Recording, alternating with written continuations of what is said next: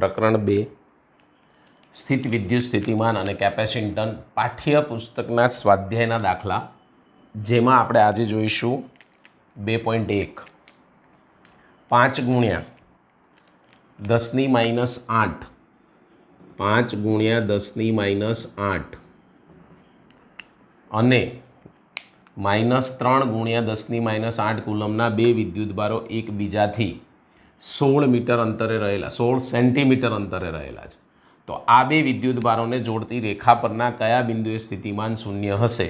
વિદ્યાર્થી મિત્ર, દાખલો આવી ચૂક્યો છે. ક્યાં આવ્યો છે? તો આ સેમ ટુ સેમ દાખલો ઉદાહરણ 2.2 છે. સેમ ટુ સેમ એટલે કે મૂલ્ય બદલેલા છે, ખાલી મૂલ્યો અલગ છે. મૂલ્ય કેવા આપેલા છે? અલગ. ચાલો, તો આમાં તમને ખબર છે બે શક્યતાઓ રહેલી છે. કેટલી શક્યતાઓ? બે. માટે હું કહીશ અહીંયા બે શક્યતાઓ મળે છે.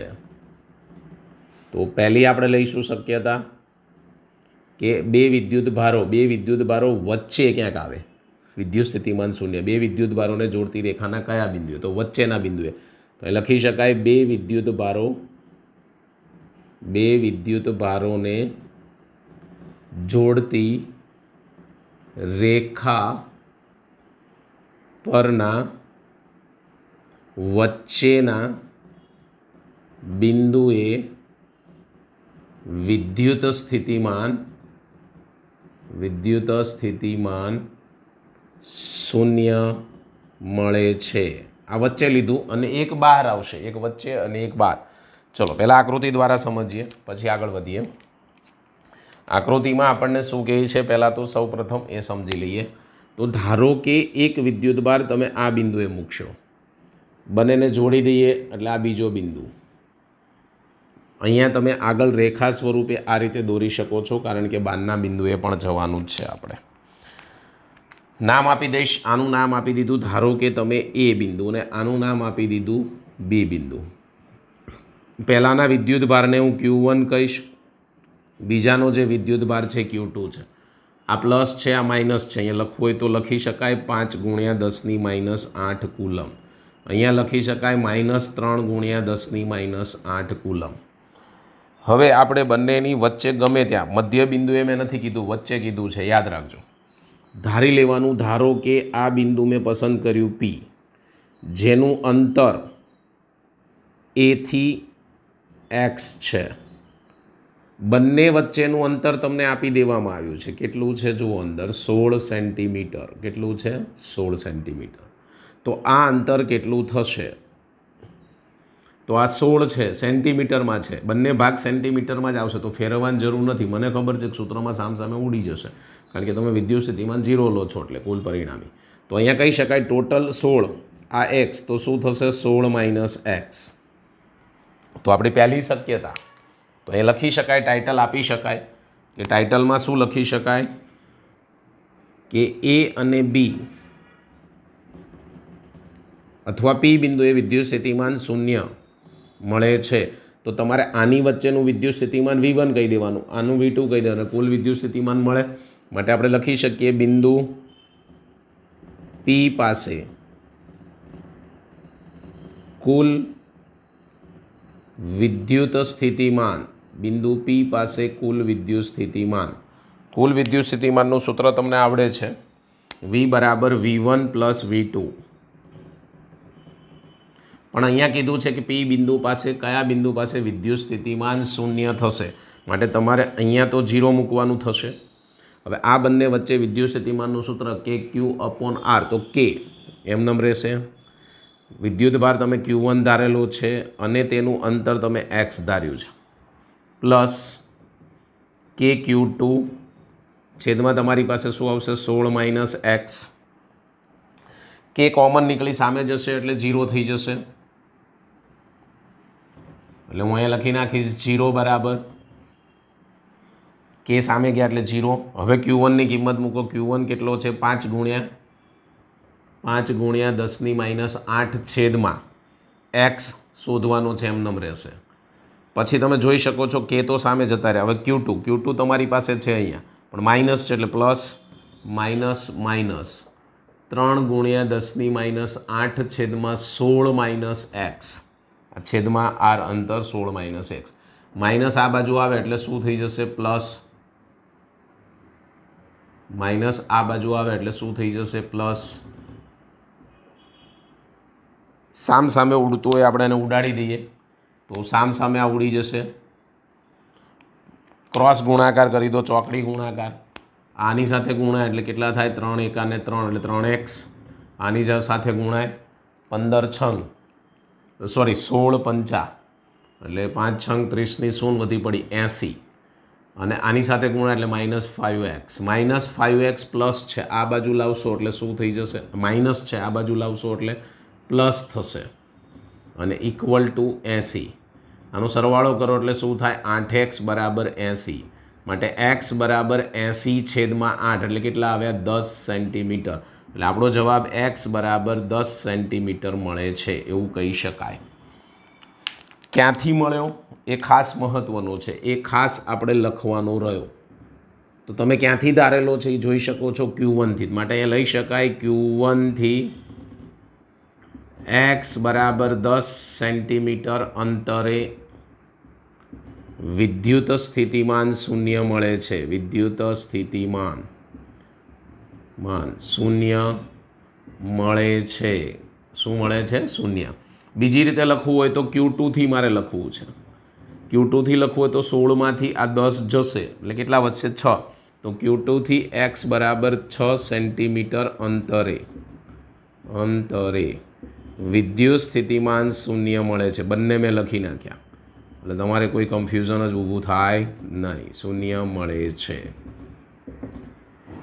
ચલો બીજી શક્યતા, પહેલી શક્યતામાં આપણો જવાબ કમ્પ્લીટ અહીંયા થાય છે, બીજી શક્યતા તરફ આગળ વધવાનું છે. બીજી શક્યતા આપણને શું કીધી છે એના ઉપર ફોકસ કરીએ. શક્યતા નંબર 2, અહીંયા સેકન્ડ નંબર આપી દઈશ. શક્યતા નંબર 2 શું કહે છે કે બે બિંદુને જોડતી રેખા ઉપર એક બહારની બાજુએ મળશે, એટલે અહીં લખી શકું બે વિદ્યુત ભારોને જોડતી રેખાની બહારની બાજુમાં મેં તમને પહેલાં બી સમજાવી દીધું છે, ઉદાહરણ 2.2માં સમજાવ્યું છે કે માઇનસ હોય બહારની સાઈડ મૂકો છો, જે માઇનસ પોઈન્ટ છે એની બાજુમાં આવશે ગમે ત્યાં એ સાઈડ, જો માઇનસ તમે આ બાજુ લીધો હોય તો આ સાઈડ આવે. તો આપણે આની આકૃતિ દોરવા જઈએ તો આપણને આકૃતિ આવી મળશે કે ધારો કે એક બિંદુ તમે અહીંયા પસંદ કરી દીધું, ધારો કે A, બીજું બિંદુ તમે પસંદ કર્યું B, અહીંયા આપણે રેખા બહાર તરફ લઈએ છીએ આ રીતે.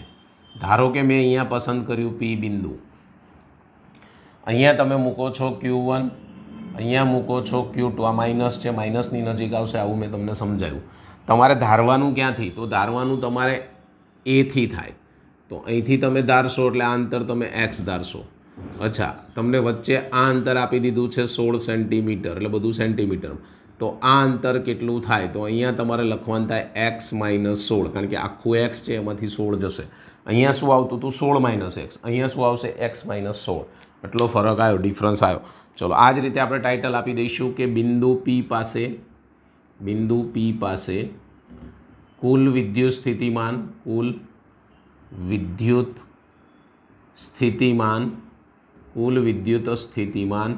V બરાબર, તમને સૂત્ર ખબર છે, પાછું અગેન એનું એ જ, V બરાબર V1 + V2, આના માટે પણ V1 V2 ધાર્યા, પહેલાં અલગ હતા, અહીંયા 0 મૂકી દો. ચલો V1 શું થશે? પહેલાં તો આ બે વચ્ચે પહેલું અને છેલ્લું, તો તમે લખી શકો KQ1 / અંતર x પ્લસ KQ2 / આ અંતર કેટલું છે x - 16. K 0 નીકળી સામે જશે, K કોમન નીકળી સામે જાય, 0 ભાગ્યા K એટલે 0 જ થવાના છે. Q1 ની કિંમત તમને અહીંયા આપી દીધી છે, કેટલી લીધી? 5 ગુણ્યા 10 - 8 છેદમાં x, પ્લસ માઇનસ માઇનસ કારણ કે આ માઇનસ છે, એટલે શું આવશે? 3 ગુણ્યા 10 - 8 છેદમાં x - 16. માઇનસ આ બાજુ લાવશો એટલે શું થઈ જશે? પ્લસ. માઇનસ આ બાજુ લાવશો એટલે પ્લસ, સામે વધશે 10 - 8 / x, જે તમારી પાસે આગળ ઉડાડ્યું એ જ રીતે અહીંયા ઉડાડી દઈશ. ચોકડી ગુણાકાર પ્રમાણે અહીંયા ગુણી નાખી સામે એટલે કેટલા થશે 3x સામે જશે એટલે 5x - 80. ઓકે, આપણે હવે માઇનસ છે એના બાજુ લાવવાના થશે.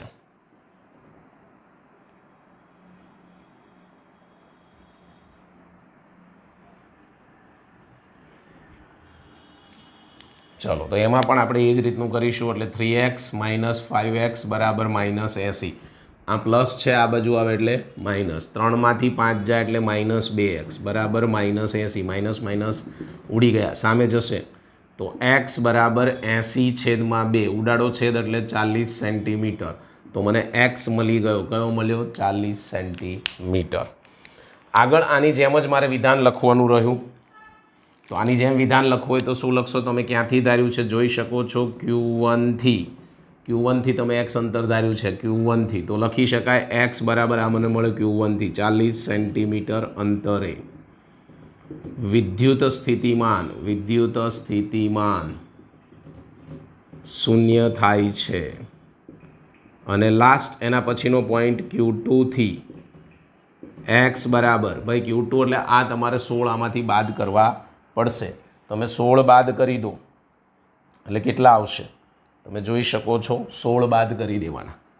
એટલે અહીંયા લખવાનું 40 - 16 ઇક્વલ ટુ જે આવે અહીંયા લખી નાખવાના છે. એટલે અહીંયા આવશે 4, 24 સેન્ટીમીટર અંતર. કેટલા અંતરે? 24 સેન્ટીમીટર અંતરે વિદ્યુત સ્થિતિમાન શૂન્ય મળે છે. વિદ્યુત સ્થિતિમાન શૂન્ય મળે છે અથવા થાય છે. બીજું એક વસ્તુ પણ લખાય, તમારે લખવી હોય તો. પહેલા દાખલાની અંદર તમે અહીંયા લખ્યું કે Q1 થી, ક્યાંથી લીધું તમે? Q1 થી. અહીંયા પણ Q1 થી જ લીધું છે, પણ આ બહારની બાજુનું બિંદુ છે, જ્યારે આ અંદરનું બિંદુ છે. સમજી લેજો. તો આ ખાસ નોંધ લેવી. બીજું, અહીંયા મૂલ્ય કંઈ પણ આપી શકે, આ બદલી શકે. 16ની જગ્યાએ 15 આપે, 20 આપે, ગમે તે આપે. તો આ જ રીતે દાખલો ગણવાનો થાય છે. એટલે આની અંદર મૂલ્ય એટલો જ ચેન્જ થાય, બીજો કશો મૂલ્યમાં ચેન્જ ના થાય. હા, તમને આ માઇનસ આપ્યું છે એ પ્લસ કરી દે, છતાં બી 5 અને 3, તો 3 નાનું છે તો એની બાજુમાં જ આવશે. આ યાદ રાખજો. ઘણીવાર પ્લસ માઇનસની જગ્યાએ પ્લસ આપી શકે. બને ત્યાં સુધી 99% તો માઇનસ જ હોય, એટલે માઇનસની બાજુમાં જ મૂકવાનું થાય. પણ આ યાદ રાખવાનું કે જો એક મોટું આપ્યું, એક નાનું આપ્યું, બરાબર, તો નાનાની બાજુમાં મૂક. પાઠ્યપુસ્તકનો સ્વાધ્યાય દાખલા નંબર 2.2. રકમ શું કહે છે? 10 સેન્ટીમીટરની બાજુવાળા નિયમિત ષષ્ઠકોણના દરેક શિરોબિંદુએ 5 માઇક્રોકુલમ વિદ્યુતભાર છે. ષષ્ઠકોણના કેન્દ્ર પર સ્થિતિમાન ગણો. સ્થિતિમાન એટલે વિદ્યુત સ્થિતિમાન ગણવાનું છે. મારી પાસે એક આકૃતિ આપણે દોરવાની, જાતે દોરવાની છે. આ નિયમિત ષષ્ઠકોણ દોરેલો છે. નિયમિત ષષ્ઠકોણ દોરેલો છે. કેવો નિયમિત ષષ્ઠકોણ? કેવી રીતે ખબર પડે? તો બધી બાજુ કેવી લેવાની? સરખી. માટે હું કહી શકું નિયમિત ષષ્ઠકોણ માટે AB બરાબર BC બરાબર CD બરાબર DE બરાબર EF બરાબર FA. એટલે કે આ બધી જ બાજુઓ કેવી છે? સરખી. એ પણ આપેલી છે. બધી જ બાજુઓ પાછી 10 સેન્ટીમીટર આપેલી છે. 10 સેન્ટીમીટર એટલે લખી નાખ્યું મેં. સેન્ટીમીટરમાંથી મીટરમાં પછી આપણે એને ફેરવીશું. ચલો, પછી આ બધા ઉપર વિદ્યુતભાર મૂક્યો છે. Q બરાબર 5 માઇક્રો. માઇક્રોને ફેરવો એટલે 10⁻6 કુલમ. માઇક્રો હટી જાય એટલે 10⁻6 કુલમ. શું કહે છે કે એના કેન્દ્ર પર સ્થિતિમાન શોધો. આ કેન્દ્ર ઉપર સ્થિતિમાન એટલે આના દ્વારા એટલે મેં આ જોડી દીધું. જુઓ તો તમે એ જોઈ શકો છો કે જે ષષ્ઠકોણ છે, ષષ્ઠકોણનું નામ આપી શકાય ABCDEF. આ ષષ્ઠકોણ છે. ષષ્ઠકોણની અંદર કેટલા ત્રિકોણ બને છે તમે જોઈ શકો છો. કેન્દ્ર ઉપર વિદ્યુત સ્થિતિમાન શોધવાનું છે. તો આ એક ત્રિકોણ, 2, 3, 4, 5 અને 6, ટોટલ કેટલા બને? 6. તો કહી શકાય કે નિયમિત ષષ્ઠકોણ 6 સમબાજુ ત્રિકોણ દ્વારા બને છે. માટે હું કહી શકીશ કે અહીં ત્રિકોણ, અથવા એવું કહી શકાય કે નિયમિત ષષ્ઠકોણ. આવી રીતે લખો ને, નિયમિત ષષ્ઠકોણ. નિયમિત છે એટલા માટે એ 6 સમબાજુ, કેટલા? 6 સમબાજુ ત્રિકોણો દ્વારા તૈયાર થાય છે અથવા બને છે. દ્વારા બને છે. ઓકે, તો બધા ત્રિકોણ સરખા જ હોય સમબાજુ. બીજું આ 60 ડિગ્રી જ બનશે કારણ કે ષષ્ઠકોણ કીધું છે.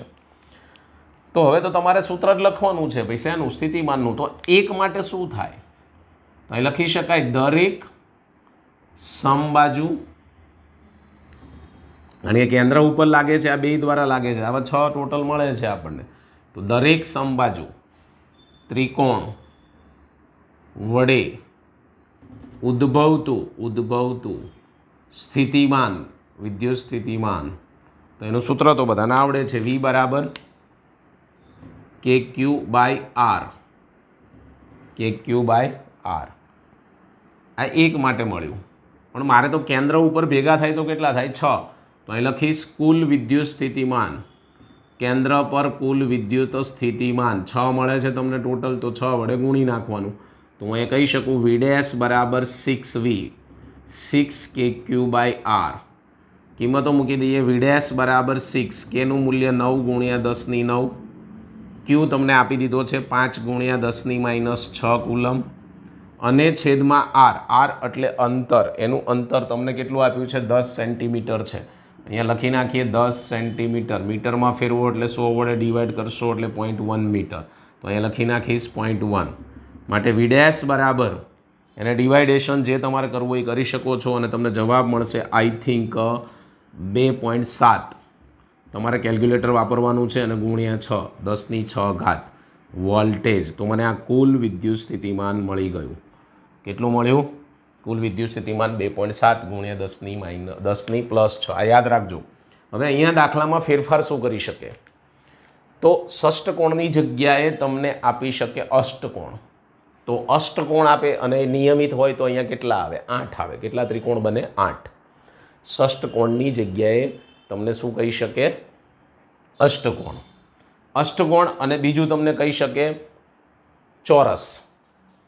ચોરસ હોય તો પણ 4 શિરોબિંદુ હોય. તમે આમ જોડી દેશો એટલે 4 ત્રિકોણ બનશે. ઓકે, ચોરસમાં પણ 4. એટલે આ જ દાખલો તમને ચોરસ માટે પૂછી શકે તો 4 વડે ગુણવાના છે. અહીંયા ગણવાનો આ રીતે આકૃતિ બદલાઈ જાય ચોરસ દોરવાની. ષષ્ઠકોણ કીધો છે તો આ પ્રમાણે તમે દોરશો, અને અષ્ટકોણ કહેશે તો તમારે 8 લેવાના છે. ષષ્ઠકોણ તો આ પ્રમાણે આવી ગયો છે, અને અષ્ટકોણ માટે આપણે 8 લઈશું. તો આ દાખલામાં આટલો જ ચેન્જીસ થાય, આમાં બીજો કોઈ ચેન્જીસ થઈ શકે